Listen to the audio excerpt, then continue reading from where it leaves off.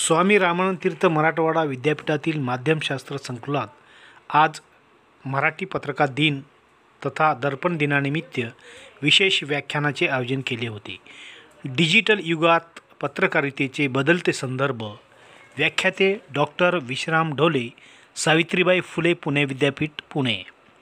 कार्यक्रमास प्रमुख पाहुणे म्हणून हुशारसिंग साबळे, परीक्षा व मूल्यमापन विभाग, स्वामी रामानंद तीर्थ मराठवाडा विद्यापीठ, जनसंपर्क अधिकारी Deepak Kadam, professor doctor Suhas Pathak, doctor Sachin Narangale, प्रजावाणीचे संपादक शंतनू डोईफडे, वसंत मैया, जोशी सर यांची प्रमुख उपस्थिती होती।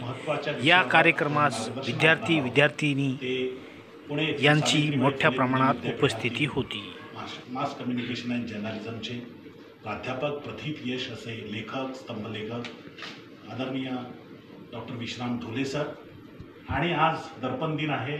सर व्यस्त असतात तरी देखील दर्पण दिन असल्यामुळे मी त्यांना आग्रहाने इथं आमंत्रण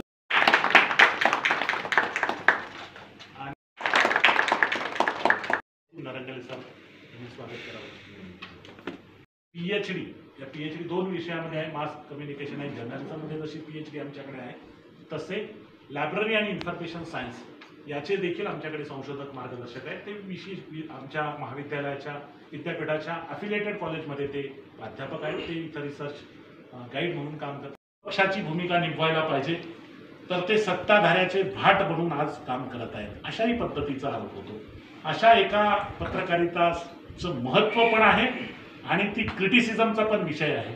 अशा काळामध्ये आपण पत्रकार बनत आहोत, म्हणून आपली जी लिगसी आहे, आपला जो वारसा आहे, एक संपन्न समृद्ध वारसा आहे भारतीय पत्रकारितेचा। जसं तिकडे बंगालमधून राजाराम मोहन रायचा जसा आहे तसा आपल्याकडे मराठी पत्रकारितेचा पाया आद्य करते बाळशास्त्री जांभेकर होते, भाऊ महाजन आहेत, लोकमान्य टिळक आहेत, आगरकर आहेत, बाबासाहेब आंबेडकर आहेत, तथे प्रबोधन ठाकरे आहेत। इतकी मोठी परंपरा आपली आहे, ती परंपरा समजून घेणे आणि त्यांचं स्मरण करणे यासाठी आपण या दिनाचं औचित्य साधून एका व्याख्यानाचं आयोजन केलेलं आहे।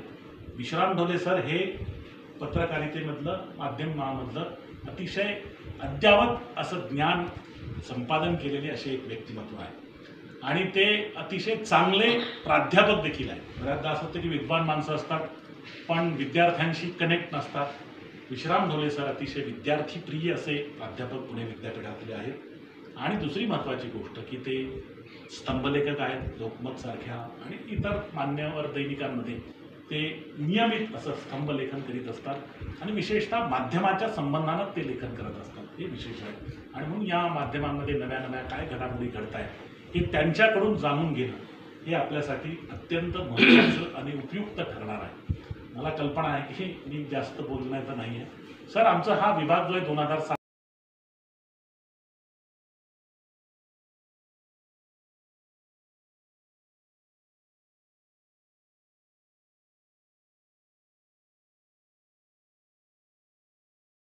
जे मी मांडणार आहे ते आताच मुळात खूप वेगाने बदलत आहे। तर बसलेलेच आहेत पण विद्यार्थीही बसलेले आहेत, त्यामुळे ते कसं टिकवायचं याच्याकडे आपण असं थोडक्यात मी तुमच्यापुढे मांडण्याचा प्रयत्न करणार आहे। आणि असं समजू नका की पुण्याहून माणूस आला म्हणजे त्याला काही खूप जास्त समजत असतं असं काही नाही। शिक्षक असला म्हणूनही असतं असे काही नाही। प्रत्येकाकडे काही ना काही सांगण्यासारखं असतं, विचारण्यासारखं असतं। त्यामुळे मी जरी काही मांडलं तरी तुम्हाला पण ची स्थापना आहे आणि पण ज्याला त्यावेळेला ते पाक्षिक होतं आणि ते स्थापन केलं आणि ते द्वैभाषिक होतं, म्हणजे एकाच वेळा मराठी आणि इंग्रजीमधून ते प्रसिद्ध व्हायचं। ते असं धरून चला की 1832 ते आता आपण जवळजवळ आपण 200 वर्षाच्या इतिहासाकडे बघतोय नुसत्या मराठीचा विचार। त्यात समकालीन पत्रकारिता करतो सामाजिक सुधारणांचा जो जी धारा आहे ती आहेच, ती होतीच। कसं आहे लक्षात घ्या, ज्यावेळेला एखादं नवीन येतं ना याचा अर्थ असा नाही की नवीन जुन्याला पूर्णपणे माघारी टाकून नवीन येतं। भारतीय मानसच असं आहे की ते जुनं पूर्णपणे सोडत नाही आणि नवीन पूर्णपणे स्वीकारतं। त्यामुळे जुन्याचा एक प्रवाह वाहतच असतो आणि त्याला सोबत येऊन नव्याचा प्रवाह मिळतो, असं होत राहतं। आणि भारतात होतं, बहुतेक सगळ्या जगामध्ये ते होत राहतं। असं बटन ऑन ऑफ सारखं आपण कुठले संदर्भ पटकन तोडत नसतो, समाज कुठलाही कसा वागत असतो। त्यामुळे सामाजिक सुधारणा होत्याच, पण नवीन जो महत्त्वाचा बदल नवीन जे घडलं पुढच्या साधारणतः 1885 ते 1947 या काळामध्ये की वर्तमानपत्रांचं म्हणजे माध्यमांचं पहिलं संदर्भ किंवा मोठा संदर्भ होता तो राजकीय. तो राजकीय काय होता की नाही, या देशाला स्वातंत्र्य मिळालं पाहिजे आणि ब्रिटिश बाकी त्यांचं काय जे असेल तसं, पण हे इथले नाही, हे आमचा देश आहे आणि आम्ही त्याच्या आमचं अशा अर्थाने राजकीय विचारांचा संदर्भ घेऊन पुढची पत्रक तयार करतात 1947 पर्यंत. कारण एकच उद्दिष्ट होतं, ब्रिटिशांना इथून घालवणं आणि त्यासाठी जे म्हणून करता येईल, ज्या लोकांचा ते करण्यामध्ये काही एकवाक्यता होती अशातला भाग नाही, प्रत्येकाचे मार्ग वेगवेगळे होते.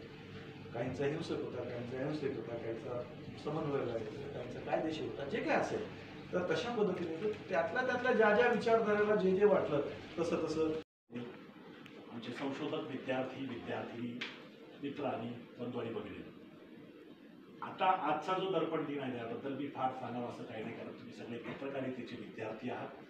आजची पत्रकारितेबद्दल पण कधीही लक्षात घेतलं पाहिजे की लोकशाहीचा चौथा स्तंभ म्हणून पत्रकारितेचं महत्त्व हे कधीही कमी होणार